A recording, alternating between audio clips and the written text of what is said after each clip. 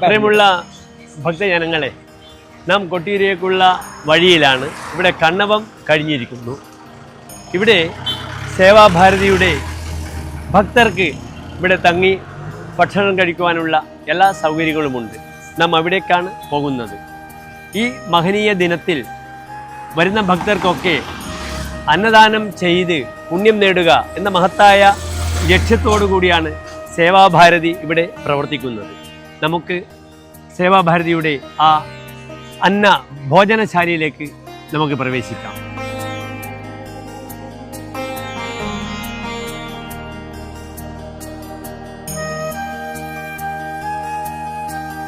അങ്ങ് സേവാഭാരതിയുടെ വളണ്ടിയർ ആണല്ലേ? അപ്പൊ ഇത് എത്ര ദിവസം ഇവിടെ തുടങ്ങിയിട്ട്? ഇത് ഇപ്പൊ ഇന്നലെ തുടങ്ങിയതാ. രണ്ടാമത്തെ ദിവസം. അപ്പൊ കണ്ടിന്യൂസ് ആയിട്ട് ഇനി എത്ര ദിവസം? 27 ദിവസം ഉണ്ടാവും. 26 ദിവസം. 26 ദിവസം ഉണ്ടാവും. അപ്പൊ കലശം അവസാനത്തെ കലശാട്ടം കഴിയുന്ന ദിവസം ഇവിടെ അന്നദാനം നിൽക്കും. സ്വാഗതസംഘം പ്രസിഡന്റാണ്. എന്താ പേര്? ബിജോ. താങ്കൾ? ജിജോ എൻ പ്രജിത്ത് അല്ലേ? നമസ്കാരം. നമ്മള് വ്ളോഗറാണ്, ഡോക്ടർ മാരാർജി. അപ്പൊ ഈ സേവാഭാരതിയുടെ ഈ ഏരിയയിലുള്ള ആളുകളാണ്. ഈ സേവാഭാരതിയുടെ കീഴിലാണ് ചിറ്റാരിപ്പറമ്പ് പഞ്ചായത്താണ് ഇത് ചെയ്യുന്നത് അല്ലേ? ഏതായാലും വലിയൊരു സേവനമാണിത്. കാരണം ഒരു അവയർനെസ് ആണ്. നിങ്ങൾ സേവാഭാരതിയുടെ ബോർഡൊക്കെ കാണുന്നുണ്ട്. അപ്പം ഞങ്ങളും അവിചാരിതമായിട്ടാണ് പെട്ടെന്ന് ഇത് കാണുന്നത്. അങ്ങനെയാണ് ഞങ്ങളിതൊന്ന് ഏതായാലും അമ്പലത്തിൽ പോകുന്നല്ലേ, ഒരു ക്ഷേത്ര ദർശനം നടത്തുന്ന ഭക്തർക്ക് ഒരു നല്ലൊരു ആഹാരം കൊടുക്കുക വെച്ചാൽ ഏറ്റവും വലിയ പുണ്യം. അന്നദാനാത് ഫലത്രയം എന്നാണ്. 1 ലക്ഷത്തോളം പേര് ഇവിടെ വന്ന് ഭക്ഷണം കഴിക്കും. ഗ്രേറ്റ്. കഴിഞ്ഞ വർഷം 1 ലക്ഷത്തോളം പേര് ഭക്ഷണം കഴിക്കും. 3-ാം വർഷത്തേക്കാണ്. അല്ല, വർഷത്തിൽ ഭക്തർ കൂടുകയുള്ളൂ.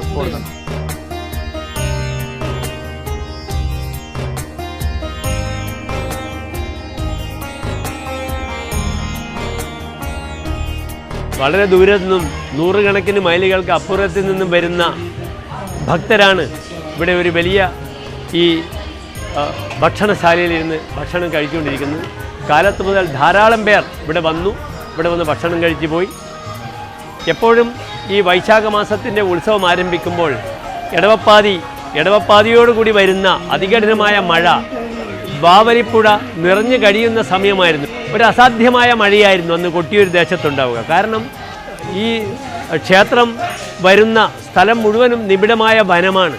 തദ്ദേശീയമായ ജനങ്ങളുടെ സംഭാവനയാണ്. ജനങ്ങളുടെ സഹകരണമാണ്. ഇവിടേക്ക് വേണ്ട ഈ ഭക്ഷണത്തിന് വേണ്ട എല്ലാ ഉൽപ്പന്നങ്ങളും തദ്ദേശീയമായിട്ട് ജനങ്ങളിൽ ഇവിടെ കോൺട്രിബ്യൂട്ട് ചെയ്യുന്നു, സംഭാവന ചെയ്യുന്നു. ഈ ഭക്ഷണം ഈ വിതരണം ചെയ്യുന്നു അല്ലെങ്കിൽ ഭക്ഷണം ഉണ്ടാക്കുന്നു, ഇതൊക്കെ ഒരു സേവനമാണോ? തീർച്ചയായും. ഭക്ഷണം ഉണ്ടാക്കുന്ന സേവനമാണ്. 20 ദിവസത്തെ പൂർണ്ണമായിട്ടും 28 ദിവസം പൂർണ്ണമായിട്ടും ഭഗവാന് സമർപ്പിച്ചുകൊണ്ടുള്ള ഒരു സേവനമാണ്. സേവാഭാരതിയുടെ ഇതുപോലെ തന്നെ മറ്റ് കേന്ദ്രങ്ങളും സേവാഭാരതി പ്രവർത്തനം നടത്തുന്നുണ്ട്. സേവാഭാരതിയുടെ മറ്റ് കേന്ദ്രങ്ങൾ വേറെ ഉണ്ടോ? ക്ഷേത്ര പരിസരത്ത് ഒരു കേന്ദ്രമുണ്ട്. തൊട്ടടുത്ത് മണത്തണിയുണ്ട്. ഇത് കണ്ണവം, തൊട്ടടുത്ത് ചെറുവാഞ്ചേരി, തൊക്കലങ്ങാടി കേന്ദ്രങ്ങളിൽ തൊക്കലങ്ങാടിയുണ്ട്. അപ്പോൾ പ്രിയമുള്ള പ്രേക്ഷകരെ, കൊട്ടിയൂരിയൊക്കെ പ്രധാനമായിട്ട് തലശ്ശേരിയിൽ നിന്നും കൂത്തുപറമ്പിൽ നിന്നും വരുന്ന ഭക്തജനങ്ങൾക്ക് ഈ ഒരു പ്രദേശത്ത്, ഇത് കണ്ണവല്ലേ, ഈ കണ്ണവം ഭാഗത്തുള്ള സേവാഭാരതിയുടെ ഈ ക്യാമ്പിൽ വന്ന് ഭക്ഷണം കഴിക്കാവുന്നതാണ്. അതേ രീതിയിൽ തൊക്കിലങ്ങാടി മറ്റൊരു സെൻ്ററുണ്ട്. ഇരിട്ടിയിൽ നിന്നും വയനാട്ടിൽ നിന്നും മൈസൂരിൽ നിന്നും വരുന്ന ഭക്തർക്ക് മണത്തണയും സേവാഭാരതിയുടെ ഇതേ രീതിയിൽ ഭക്ഷണശാലയുണ്ട്.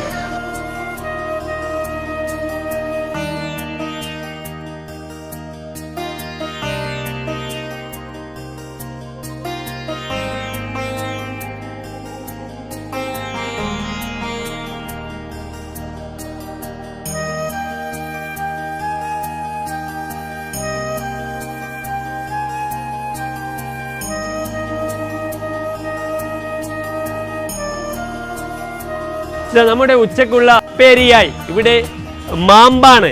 ഞങ്ങൾ മാമ്പ് അല്ല കൂമ്പ് എന്ന് പറയും. ഇവിടെയൊക്കെ കൂമ്പാണ്.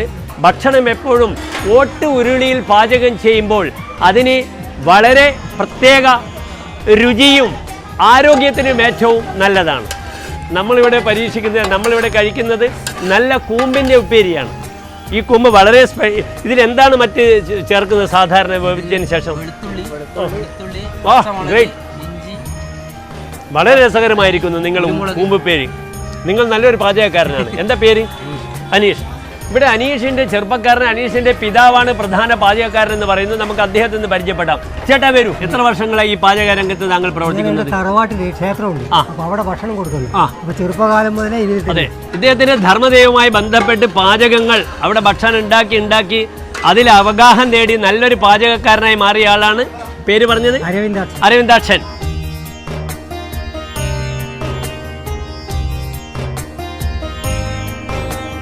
അപ്പം നമുക്ക് വരുന്ന ഓരോ ഭക്തർക്കും അന്നം വൈ പരബ്രഹ്മം എന്നാണ്. ഏറ്റവും വലിയ പരമമായ ബ്രഹ്മമാകുന്നു അന്നം. ആ ഒരു അന്നം നമുക്ക് ദാനം ചെയ്യുക എന്നത് അതിൻ്റെ അപ്പുറത്ത് മറ്റൊരു പുണ്യമില്ല. അതിനെക്കാട്ടും അത് ഉണ്ടാക്കുന്ന വ്യക്തിക്കാണ് അതിൻ്റെ പൂർണ്ണമായ പുണ്യവും ലഭിക്കുന്നത്. ഈ അരവിന്ദാക്ഷൻ ചേട്ടനെ അസിസ്റ്റ് ചെയ്യുന്ന വിനോദാണ്. വിനോദും ഓൾറൗണ്ട് ഷെഫാണ്.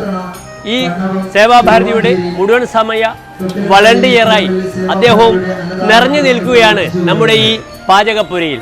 ഇത് എത്ര പേർക്ക് ഇവിടെ ഭക്ഷണമാണ് ഇന്ന് ഉച്ചയ്ക്ക് ഇവിടെ തയ്യാറാക്കുന്നത്? ഇന്ന് 1500 പേർക്കുള്ള ഭക്ഷണമാണ് ഇവിടെ കരുതിയിരിക്കുന്നത്.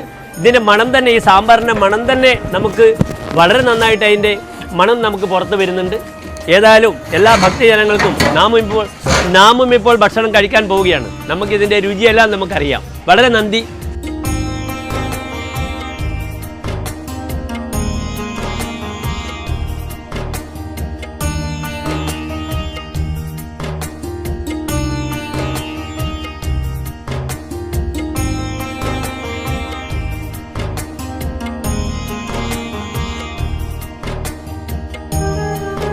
പ്രിയമുള്ളവരെ, ഞങ്ങളും ഈ ക്യൂവിൻ്റെ ഒരു ഭാഗമാവുകയാണ്. അപ്പോൾ ചോറ് കുറച്ച് മതി.